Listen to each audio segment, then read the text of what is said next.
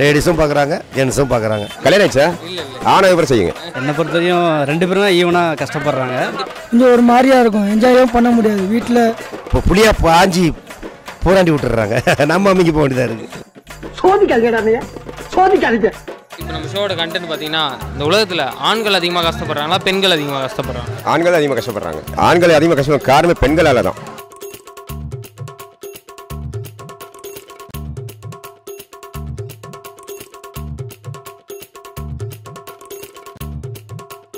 ஏன் அப்படி சொல்கிறீங்க?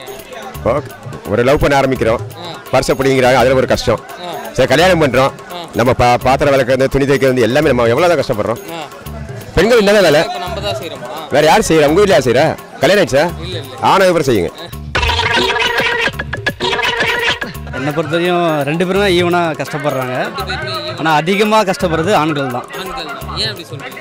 எல்லா குடும்ப சுமையெல்லாம் அவங்க தான் பார்க்குறாங்க. 2வது சில விஷயங்கள் எப்படி சொல்கிறது வந்து இப்போ நான் என்ன உங்கள்கிட்ட சொல்கிறது? நீ வீட்டுக்கு வா உனக்கு இருக்கு. இல்லை அப்படிலாம் பண்ண மாட்டாங்க.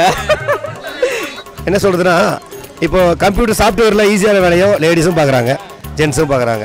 அதே குளத்து வேலை, ரோடு போடுற வேலை லேடிஸும் பார்க்குறாங்க, ஜென்ஸும் பார்க்குறாங்க. அதே மாதிரி என்னென்ன வேலைகள் இருக்கோ, கட்டிட வேலை, தையல் வேலை எல்லாமே ஈக்குவலாக தான் பார்த்துட்டு இருக்காங்க. இதில் இவங்க அதிகமாக, பெண்கள் அதிகமாக, ஆண்கள் அதிகமாக கஷ்டப்படுறாங்களான்னு எனக்கு பிரித்து சொல்ல தெரியல. 2 பேருமே சமமாக தான். 2 பேருமே சமமாக, ஆண்களும் சரி பெண்களும் சரி கஷ்டப்பட்டு தான் ஆகணும். என்னதான் இருந்தாலும் பெண்கள் வந்து 10 மாதம் சம்மந்து இது பண்ணுறாங்க, ஆண்களும் அதுக்கோசம் உழைக்கிறோம், அவ்வளோதான். பெண்கள் வந்து வீட்டில் கஷ்டப்படுறாங்க, நாங்கள் வேலையில் கஷ்டப்படுறோம், அவ்வளோதான். வேலையில் கஷ்டப்படுறது அதனால வெளில கஷ்டப்படுறது தானே கஷ்டம். உள்ள வீட்டுக்குள்ளே படுறது தெரியாது இல்லையா? வீட்டுக்குள்ளே படுறது தெரியாது. நாங்கள் ஏதாச்சும் வெளியே வந்து பசங்க கூட ஜாலியாக இருக்கிறோம், அவங்க வீட்லேயே அஞ்சுன்னுக்குறாங்க. அவங்களுக்கு இருந்தாலும் கஷ்டம் தெரியும். வீட்லேயே இருக்கிறதுனால வெளியே வந்தால் கொஞ்சம் சுதந்திரமாக இருக்கும். வீட்லேயே இருக்கிறதுனால கொஞ்சம் ஒரு மாதிரியாக இருக்கும், என்ஜாயும் பண்ண முடியாது. வீட்டில் வேலையும் பார்த்துன்னு டிவியும் பார்த்துன்னு எவ்வளோ நேரம் தான் இருக்க முடியும். நீங்கள் செஞ்சுருக்கீங்களா சாமான் தைக்கிறது? எல்லாமே நான் தான் பண்ணியிருக்கேன். கிட்டத்தட்ட 17 வருஷமா நான் தான் பண்ணியிருக்கேன். அனுபவம் தான் பேசுகிறேன். அனுபவம் இல்லை, எல்லா வீட்டிலும் அது நடக்குது. வெளியே வந்தால் பந்தா தெரிய பாருங்க, இவரெல்லாம் இப்படி போறாரு, இவர் வீட்டில் எவ்வளோ கஷ்டப்படுறது தெரியும் பார்த்தீங்களா? அவங்க முன்னாடி போய் இவர் பின்னாடி போறாரு. ஆரம்ப காலத்தில் பார்த்தீங்கன்னா ஆம்பளை முன்னாடி போவாங்க, பெண்கள் பின்னாடி வருவாங்க. இப்போ அப்படி கிடையாது, அவங்க முன்னாடி போய் நம்ம பின்னாடி போக வேண்டியதாக இருக்கு. பின்னாடி போக வேண்டியது. இந்த வாழ்க்கையில் வாழ்றதே ஆம்பளையா பிறந்ததே ஒரு சாபக்கேடு. உண்மையாதான், பிறந்தது சாபக்கேடு. பிறந்ததே சாபக்கேடு. ஆம்பளையா பிறந்தது பிறக்க விடு சாபக்கேடு. பெண்களாக பிறக்கணும், ஆண்களை கஷ்டப்படுத்தணும். ஆண்களை கஷ்டப்படுத்தணும். பெண்கள் எந்த விதத்தெல்லாம் ஆண்களை கஷ்டப்படுத்துறாங்க? எல்லா விதத்திலும். எந்த விதத்தில் அவங்க கஷ்டப்படுத்தல? சாப்பாடு இப்போ கல்யாணம் ஆன அப்புறம் ஒன்று எடுத்துங்களேன், சாப்பிட ஆரம்பிக்கிறோம். அவங்க எப்போ இந்த டாப்பிக்கில் ஆரம்பிப்பாங்க, அவங்க கஷ்டத்தெல்லாம் காசு தேவை, அது தேவை, எங்கள் அம்மா வீடு காசு தேவைன்னு சோத்தில் ஃபஸ்ட்டு கை எடுத்து இப்படி எடுத்து போகும்போது எங்கள் அம்மா வராங்க அப்படின்னு சோத்திங்க உள்ள இல்லை, எங்கள் வீட்டில் சோறு தான் போட்டாங்க.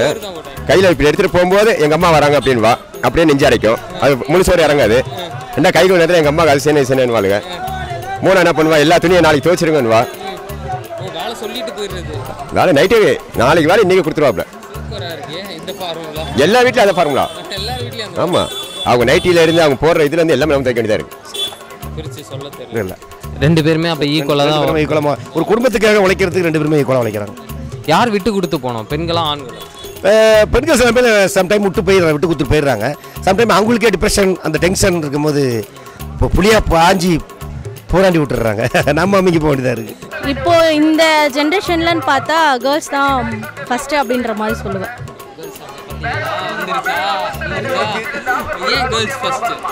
ஆமாம், இப்போ ஈவன் தானே 2 பேருமே வந்து. அப்போ வந்து பிஃபோர் வந்து எல்லாமே வந்து ஜென்ஸ் தான் அப்படின்ற மாதிரி இருந்தாங்க.